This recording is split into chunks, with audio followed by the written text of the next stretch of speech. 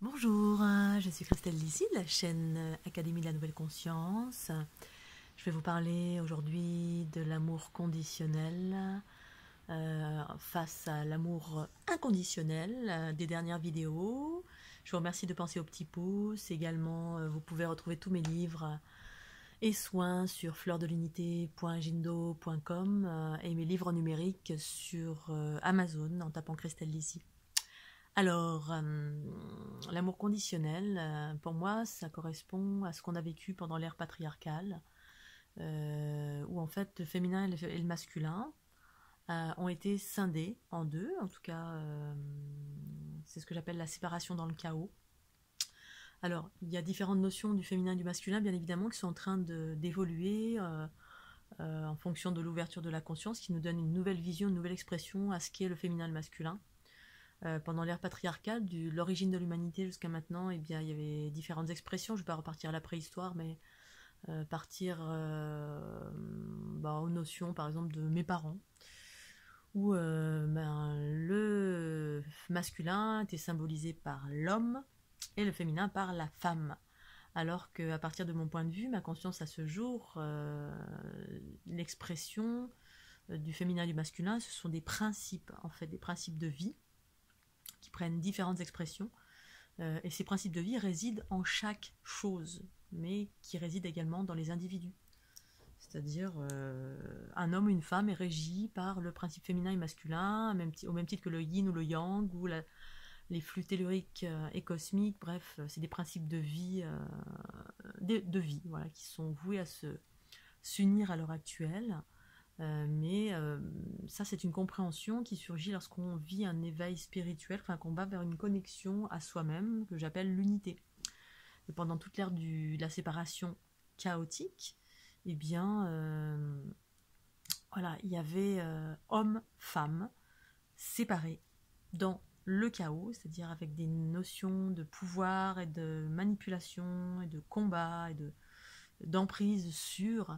Et donc, qu'est-ce qui générait ce combat, ce pouvoir, cette emprise? C'est l'ego. L'ego qui était tout simplement la conscience en soi, mais une conscience fabriquée, qui était une conscience composée essentiellement de nos blessures. Voilà, les blessures en soi. Et donc, ce qui a fait que le principe prédominant pendant l'ère patriarcale, c'était le masculin dirigé par l'ego. Qu'on soit un homme ou une femme, mais il s'avérait que la plupart du temps, c'était les hommes qui portaient ce principe.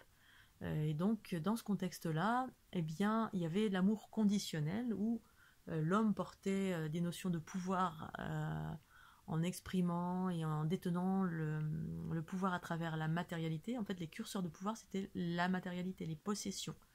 Je possède beaucoup de matérialité, donc du coup, j'ai du pouvoir. I've got the power. Et du pouvoir sur quoi? Eh bien, bien évidemment, sur le féminin. Ou sur d'autres masculins, parce qu'on est des guerriers. Pouvoir. Bon, bref, ça faisait partie d'un cycle évolutif tout à fait naturel, même si ça a été chaotique d'un point de vue de notre vision duelle. Voilà, ça a généré du chaos, etc. Mais ça, c'est en train de se lisser à l'heure actuelle. Mais je reviens en arrière pour évoquer les notions d'amour conditionnel qui viennent, entre guillemets, de cette séparation dans le chaos du féminin et du masculin en soi, parce que les hommes étaient scindés, étaient coupés de leur féminin, du coup dirigés par l'ego, les femmes aussi, mais on va dire d'une façon générale c'était plutôt les hommes, parce que les femmes, le féminin et le masculin résident en elles. Le masculin, en sachant que pour moi, le masculin, c'est notre capacité à actionner, c'est effectivement notre capacité à générer de la matière, de la matérialité, etc. Mais dirigé normalement par la conscience en soi, sagesse, qui est le féminin. Et les femmes ont cette prédisposition à utiliser ces deux aspects en soi, conscience et matière, et pouvoir agir au service de sa conscience qui nous dit quoi faire, parce qu'une femme, à la base, elle fait des enfants, donc c'est quand même, c'est pas rien de faire des enfants, d'accoucher, c'est quelque chose de, elle sait mettre en place des choses pour pouvoir subvenir aux besoins des enfants, aller travailler, aller porter du bois, aller couper du bois, enfin, elle sait utiliser son principe masculin autant que son féminin. Sauf que pendant l'ère patriarcale, le féminin a été coupé, a été rabaissé, a été occulté, a été soumis sous contrôle et domination.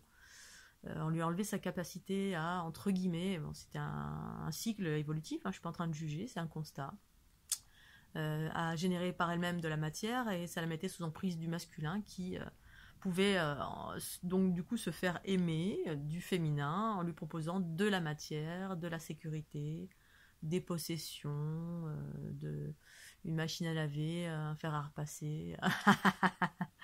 Et donc du coup, ben, l'amour était sous condition, je t'aime si tu as de la matière, donc ça induit ces rapports-là entre hommes et femmes, hein. Je t'aime si tu as de la matière, et le masculin de pouvoir dire je peux être aimé parce que j'ai de la matière. Et s'il n'y avait pas ça, ben, en gros on était démunis parce qu'il n'y avait pas d'autre curseur. Le curseur d'amour c'était de la matière, les possessions. Et les femmes, bah, qu'est-ce qu'elles offraient? Elles offraient leur corps. Leur corps, mais au-delà du corps, elles étaient des épouses, elles s'occupaient du ménage, s'occupaient des enfants, elles offraient leur corps, elles offraient leur intelligence, même si cette intelligence a été coupée, bafouée, occultée pour mettre en lumière les hommes. C'était pure intelligence, pur pouvoir, et le pouvoir en place en fait, hein. Voilà, donc il y avait cet amour, et encore maintenant, voilà, la femme a encore, même si c'est en train de se lisser, il y a encore des disparités entre hommes et femmes à tous les niveaux, au niveau des salaires, au niveau de... bah, là récemment j'en ai fait les frais, là, je vais danser en discothèque avec un ami qui se reconnaîtra donc, et parfois je suis courtisée, et parfois certains hommes sont exaspérés parce que je leur dis non, je veux pas j'ai pas envie qu'ils m'approchent, que je choisis, je suis un être à part entière et j'ai le droit de dire non. Et donc ces hommes-là, d'aller voir mon partenaire, s'ils me voient danser souvent avec, donc ils imaginent que je suis sa possession à cet homme-là. Et donc là c'était un homme d'une autre génération qui avait encore ses curseurs de ben voilà, cette femme, on l'approche pas parce qu'elle est avec cet homme, c'est sa possession. Si jamais je m'approche, je vais me prendre un coup de massue, c'est encore la préhistoire. Et donc, ayant essayé de m'approcher et moi ayant dit non, non, tu ne m'embrasses pas, j'ai pas envie de te dire bonjour, j'ai pas envie de danser avec toi.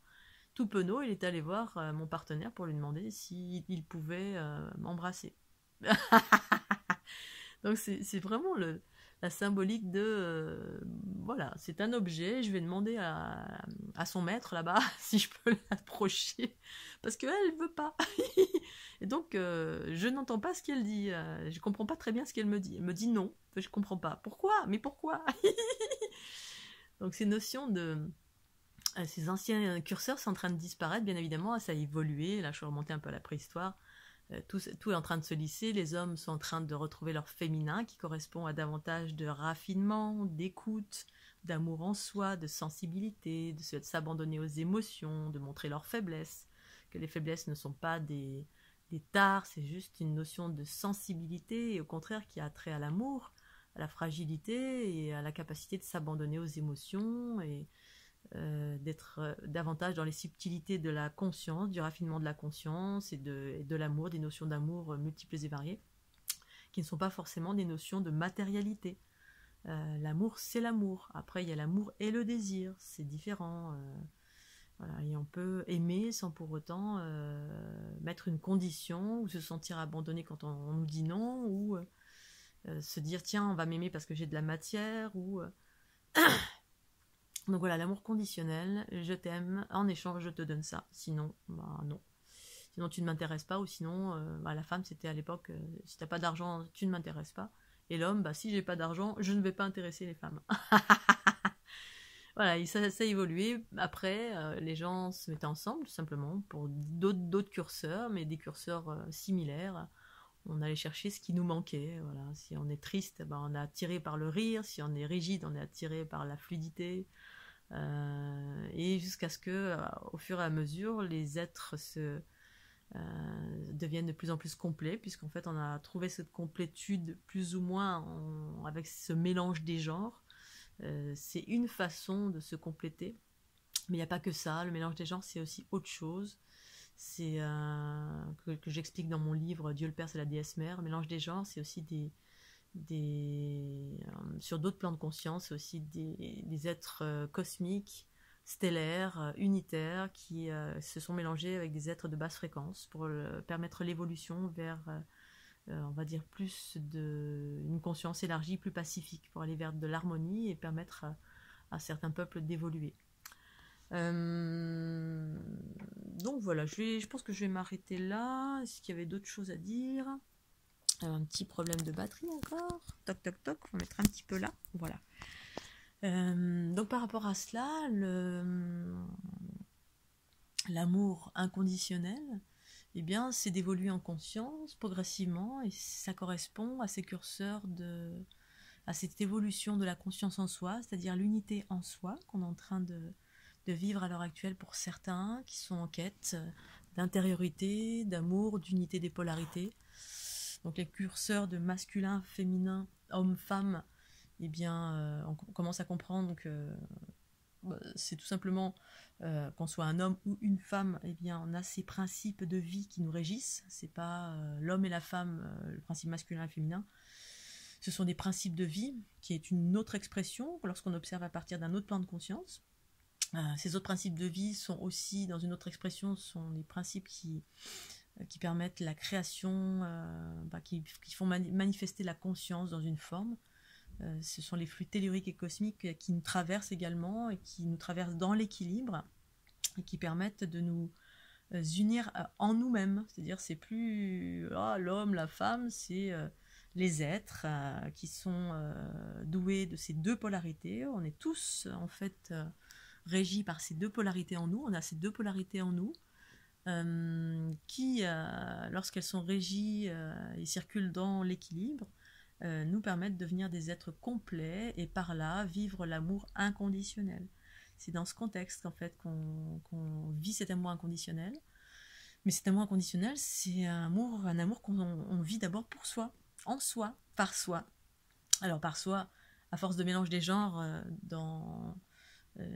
à travers les différentes incarnations, pour certains, mais pas pour tous. C'est pour certains êtres sur cette planète qui se sont mélangés. Après, il y a d'autres êtres qui ont surgi pour d'autres raisons, je ne vais pas rentrer dans le détail là-dedans, qui sont là en termes de cycle pour faire d'autres choses, et qui proviennent de mondes unitaires, notamment justement les personnes qui sont déjà dans l'équilibre des polarités dès qu'ils arrivent sur la planète. Ils proviennent de mondes sources, et donc prédisposés à être déjà dans cet équilibre et avoir cette compréhension et cet équilibre naturel qui font qu'ils sont différents en fait de l'ensemble dans le sens ceux qui génèrent du chaos par manque de conscience, par manque d'équilibre tout simplement en soi, et qu'en fait on est en fin de cycle où tous ceux qui sont prêts à vivre l'unité vont vers l'amour inconditionnel que j'ai évoqué dans l'autre vidéo, mais aussi plein d'autres vidéos que j'ai faites il y a 1 an, 2 ans, 3 ans sur ce même thème avec une conscience différente, ou peut-être similaire, mais que je refais régulièrement, selon l'aspiration du moment. Donc cet amour en soi correspond à unir ses propres polarités en soi, faisant de nous des êtres complets, n'ayant plus besoin, donc ayant la capacité de générer une forme d'abondance, matière, mais cette matière se modifie, c'est plus... les curseurs, c'est plus je vais avoir une grosse voiture, une grosse maison, et pour autant ça peut être ça, mais c'est ses propres curseurs à soi-même, de matière, avec un déploiement de la conscience, pure sagesse et connaissance intérieure en soi, qui correspond donc à nos intuitions, à la connaissance universelle, dont le porte-parole est le cerveau droit en fait, et cerveau gauche à l'écoute du cerveau droit qui manifeste cette réalité, cette conscience harmonieuse du principe féminin en soi. En fait, la polarité féminine, c'est la conscience, c'est l'esprit, et la polarité masculine, c'est le corps physique qui écoute la conscience, qui est au service de la conscience. Donc voilà ce qu'est la continuité du cycle évolutif patriarcal pour aller vers une ère androgyne, ou être universel, mais par le retour du principe féminin en soi pour la plupart des êtres de cette planète, pas tous, mais on va dire d'une façon générale. C'est ce qui est en train de surgir à l'heure actuelle pour aller vers des mécanismes beaucoup plus harmonieux, fluides, joyeux, légers, connaissance universelle et partenariat divin et parfait avec tout ce qui nous entoure. Voilà, je vous remercie de votre écoute et je vous dis à très bientôt sur la chaîne Académie de la Nouvelle Conscience. Pensez au petit pouce bleu. Bye bye.